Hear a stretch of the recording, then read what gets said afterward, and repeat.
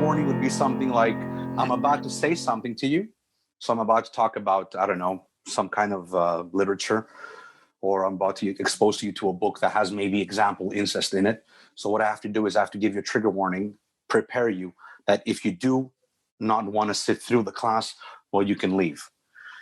So you see that all these things now, it's like two major problems. One problem is free speech, right? Teachers cannot say what they need to say. And the other problem is that, well, it's not free speech. It's like, how delicate are our kids? Why are they so afraid to be offended?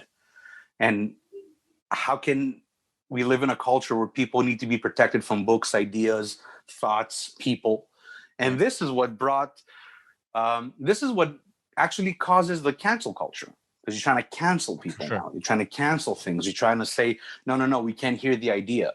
Well, that's happened in professional environments where, and we saw this in Quebec here, where a journalist during a meeting with her colleagues, I don't know if they were going over the programming or whatever they're going through, she made a reference to a book that was written in a very long time that spoke about some racial issue that today obviously would never even be published, right? We're talking about a very older, an older book. And because she actually cited a passage in that book, I don't know if it was the title of the book or a passage in the book, she got in trouble. They fired her. She lost her job. There you go. So and you see, there was the case of the teacher. I think it was in the University of Ottawa. I think it was the University of Ottawa. I think it was there, where her too. It was, she made reference to a book. It was the title of a book. It was the actual title of a book, and some kids, quote unquote, revolted, and she lost her job. And I remember there was this whole movement by university, like the Quebec Academia, condemning that action of that university. So Quebec, you're right. Quebec is a little kind of on a different. There's more pushback. They have a little bit more of a backbone. But you see, that's what we're saying. So we spoke about UK, US. In the US, Berkeley already there were fires, there were riots because they wanted to. They didn't want a speaker there. I don't forget which speaker it was, but Evergreen State College, same thing. So you see, the ethos is coming into Quebec. That's how it starts. It doesn't start with a whole generation. It doesn't start with a whole university. It starts with 1, 2, 3 cases. And then if you don't stand strong against it, because there's obviously things against that. If you're for it, there's very little arguments. But if you're against stuff like that, there's a lot of arguments. And there's the experts like Jonathan Haidt, guys like that actually do the research.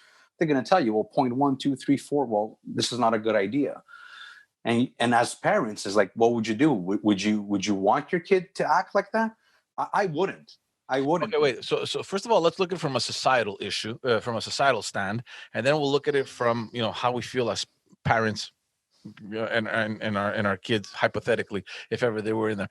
From a societal point of view, we're going into, if we're not already, into a situation, into a society, into an environment, into a context where this sort of thing exists. So, especially in academia, where you would imagine this is the space where it's where your mind flows free.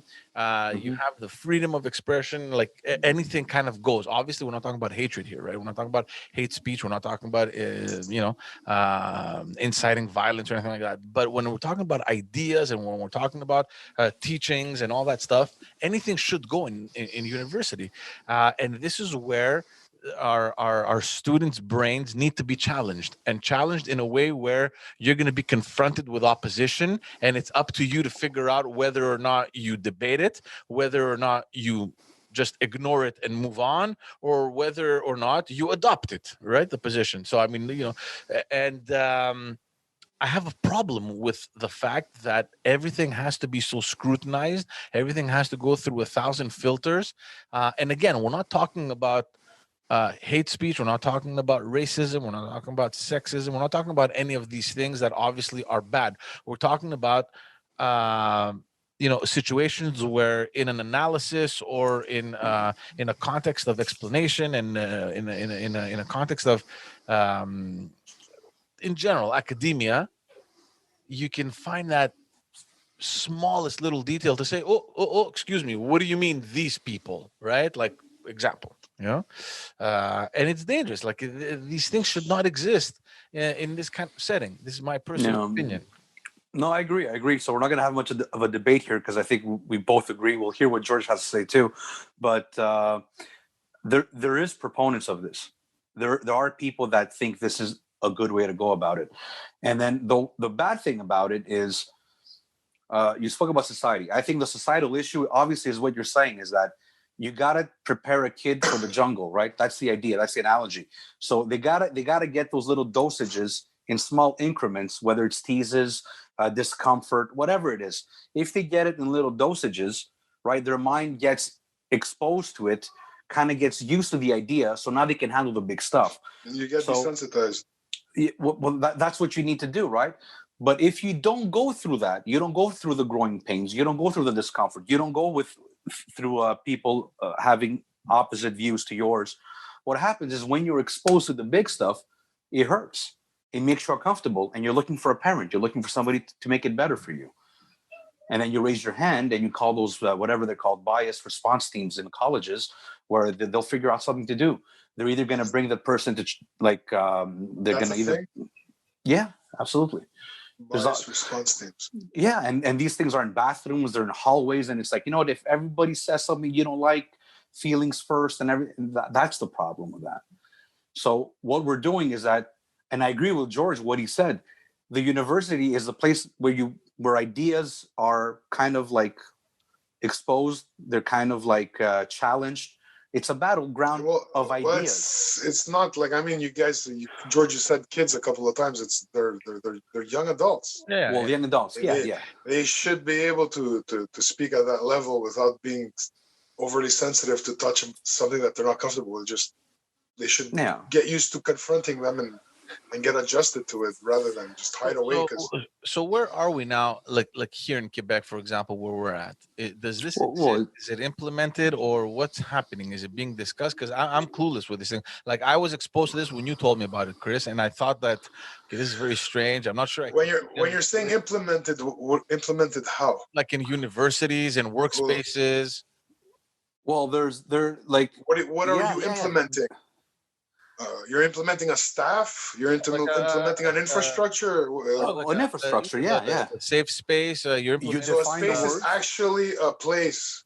Well, it's not necessarily a physical space. It could be just like removing you from the space where the learning happens, and it's like go for the walk or go in a room where you can listen to your music. So basically, implementing new rules to adapt. That's right. So to this. The way I see it permeating a bit in the university and the colleges where I teach in college, right? So universities, I kind of know what's going on because I have some friends and we talk about this stuff. But it's the way you said, George. It's a couple of cases, a couple of things that we don't know how to handle. You start getting new regulations. Every student comes, you see the code permanent, right, in Quebec. You see the student number. And then there's an asterisk next to the name. If that's the case, then that student has to be treated differently. So you have to call your coordinator and say, how do I deal with this? That makes no sense to me. So basically, we're creating categories of children, of adults, instead of putting them all in a group and saying, look, this is what you will learn in this class. If you agree, stay. If you don't, feel free to challenge it. But they don't think like that. You know why? They don't think like that because they don't see it. They see it as a client. Wasn't there an example you told me about in one of your classes? There was. There's a few. I don't know if I want to get into the details of it. Rather it be maybe not known. Yeah. Okay. But there's cases. There's always these little cases, and it's the paperwork becomes bigger. The rules become bigger. You got to read more things. You read more, and you can say less. And then you have people that are going to just end up not saying anything at all. Because if you're going to say anything interesting, you're going to offend somebody. Yeah. Right? There's no way that there's a whole 30, 40, 50, 100 people, right? Sometimes the atriums, you give classes to 100 people. There's no way one sentence, right? There's no way that everyone's going to agree with that one sentence. Yeah. All right? There's a lot in the world. There's a lot of opinions. Right? The problem is that it's fine if you get offended by no, I'm not even going to say that. It's fine if you disagree with something. But the idea that you have to be protected from being offended is where the problem is, because now you're infringing on my rights to my free speech. And I agree with you. Free speech maybe has certain limits, right? But if I'm not inciting violence on you, if I'm not hurting you, if I'm not insulting you in any way, I cannot tolerate how truth hurts you. Yeah. I won't tolerate that truth hurts you. That's your problem in a way, and you have to deal with it. And the problem is that when you don't see backbone or leadership from the colleges or the universities, and they just let that happen and say, whoa, here, well, the teachers are in charge. And if you don't like it, that's fine. Challenge the teacher back. I say it. I'm a very open teacher. It's like, how about that? You guys disagree with that? A lot of times you can disagree because I'm teaching a theorem. Yeah. Some kind of mathematical theory or a physical theory. It's obviously like around engineering. Yeah. So if you really dispute that, that's great. Let's bring it to a committee, and then you could be the next inventor. You know what I mean? There's but when it comes to certain ideologies, people can express what they want to express, and truth, even if it's the truth, how can the truth hurt you? You could disagree with the fact. You could say, I wish the facts weren't like that, but they still remain facts. So why would you get offended by it?